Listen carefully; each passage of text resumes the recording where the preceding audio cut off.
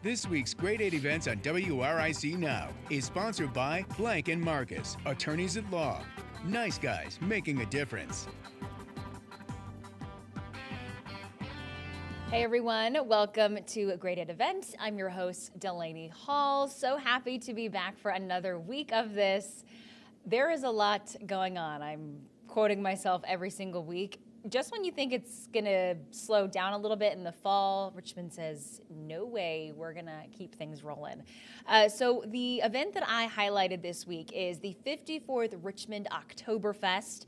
I'm gonna bring in some photos here. So if you've ever been to this is at the Meadow Event Park this year up in Doswell. This is my good pal Hans, who is a board member of this festival, of this event. He's been on this board for 20 years or so. And he's great. We had a great time catching up, and I learned so much about what he does behind the scenes and about this event. So, of course, Oktoberfest, you think of those steins. Well, they do, of course, have steins for sale this year. There's actually a stein holding contest, but I'll get into all that in a bit. So, essentially, when, right? So 6 to 11 tomorrow, 3 to 11 on Saturday. Again, this is at Meadow Event Park. It's a taste of authentic German culture and cuisine. Hans really wanted to focus in on the authentic part. There are a lot of Oktoberfests around Central Virginia in the best way. There's a lot of options. This event is actually put on by two German clubs that started here in Richmond. They prepare all year for it. So this is a selection of some of the authentic food options that you'll be able to find: bratwurst, potato salad, sauerkraut, red cabbage. There's, of course, German beer and wine from 3 breweries, I believe, 3 German breweries around here. We'll be offering their beer as well. Again, this all started in 1969. Someone who is now a part of those clubs actually was in Munich, Germany, and went to the Oktoberfest over there and thought, hey, I think Richmond actually needs this. So I asked Hans about this and to tell me more about these two clubs that decided to form and make this event back in 1969, and here's what he had to say. It's the Deutsche Sportsclub. We started as a soccer team.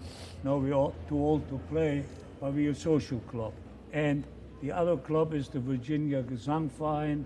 They started way back in 1800 something as a men's choir.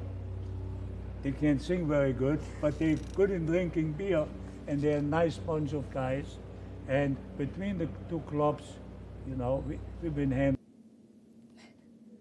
Hans is a character, if you can't tell. So essentially, it was a sport club, and then a men's choir who decided to come together in 1969.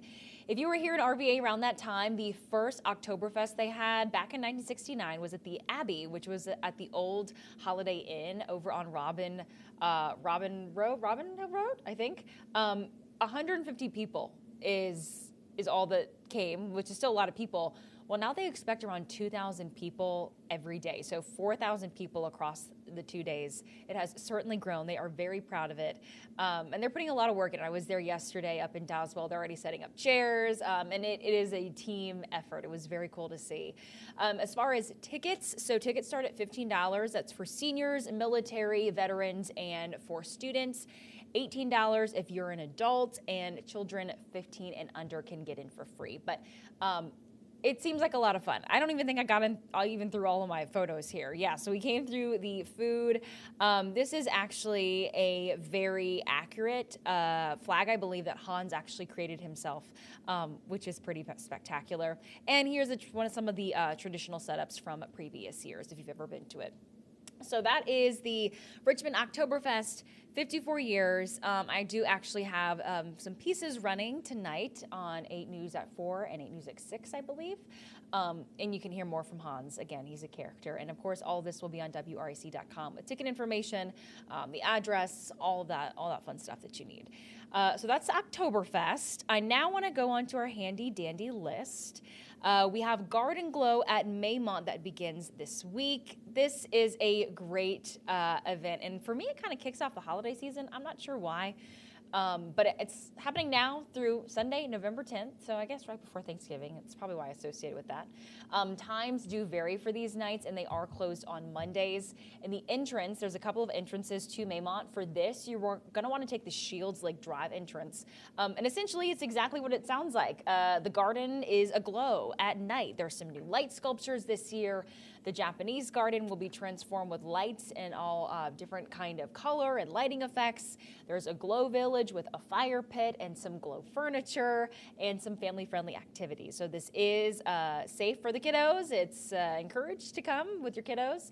You should be prepared to walk about 1.5 miles though, with slopes, so it's not totally flat, and prepare for about an 1.5 hour journey. So just mentally prepare, bring your walking shoes, so I'll probably keep my heels at home for this one.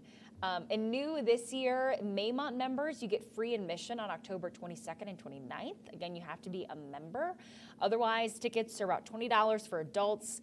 Kids 3 to 16 are about $16. Children under 2 are free. And if you are members and go on a regular day, not the days where you get free admission, there's about a $2-3 discount for Maymont members if they go on any day. But this is a capacity limit event, so you're going to want to go online before and pick out exactly what time you want to go because there's capacities and time limits, and they want everyone to enjoy it without being super crowded.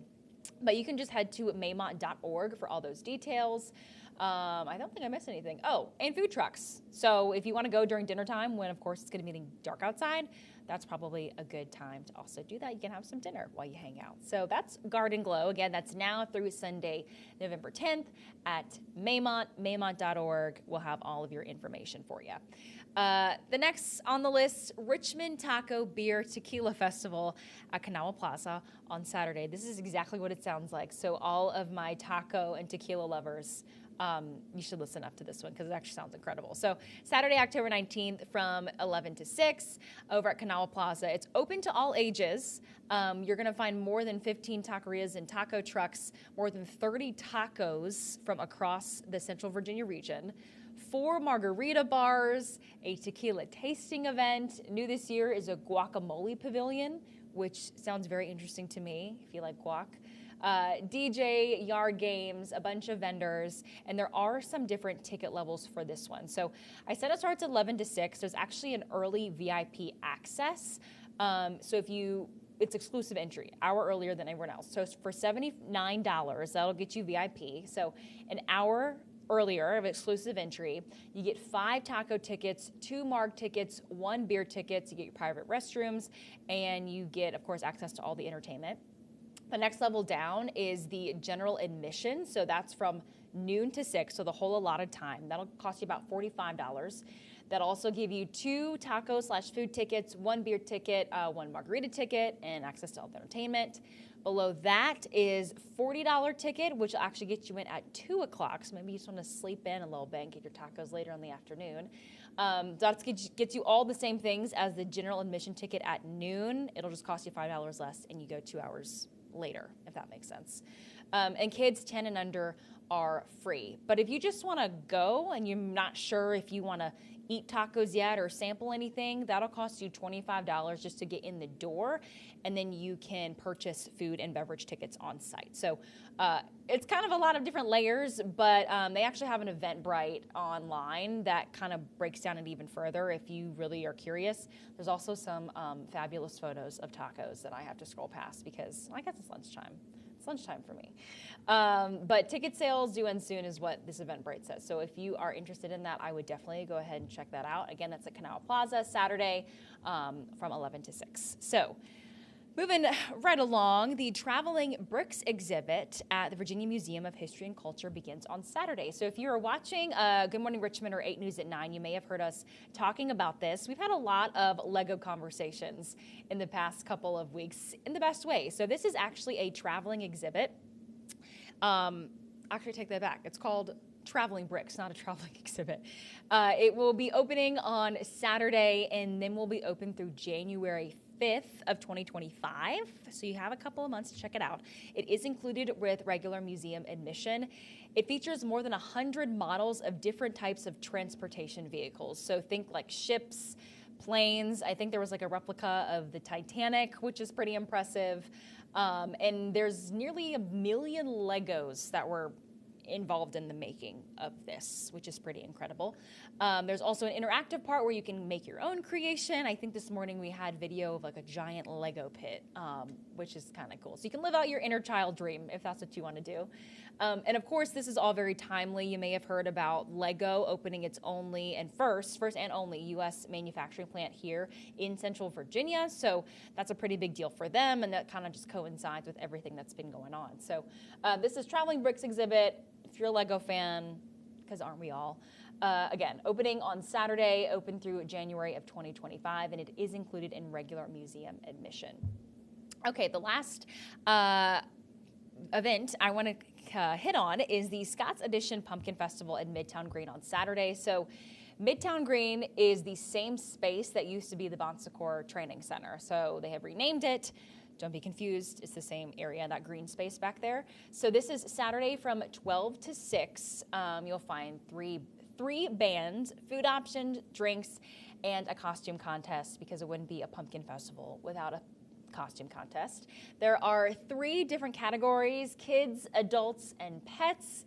And prizes, I'll get you some gift cards. I believe there's like a $100 gift card, a $50 gift card, and I think that's it. Kids, you are free to attend, or it is kid-friendly and free for everyone to attend. And there's going to be some different food vendors and drinks and stuff, so just kind of buy as you go situation. So that's a good free option if you're looking to get outside. It's supposed to be a beautiful weekend. You may have heard Maddie D and Tyler talk about how nice it's supposed to be. So yeah, I feel like I kind of sped through that, but that's what I have going on this weekend. Again, if you want to learn more about Richmond Oktoberfest, I'll have elements running tonight in the evening shows, so be sure to stay tuned for that. But if you, again, have anything that you'd like us to talk about, to preview, let us know. Just shoot us an email at news@wric.com. We'd love to learn more about it. But for now, I will see you, I guess, tomorrow on TV, and thanks so much for joining us.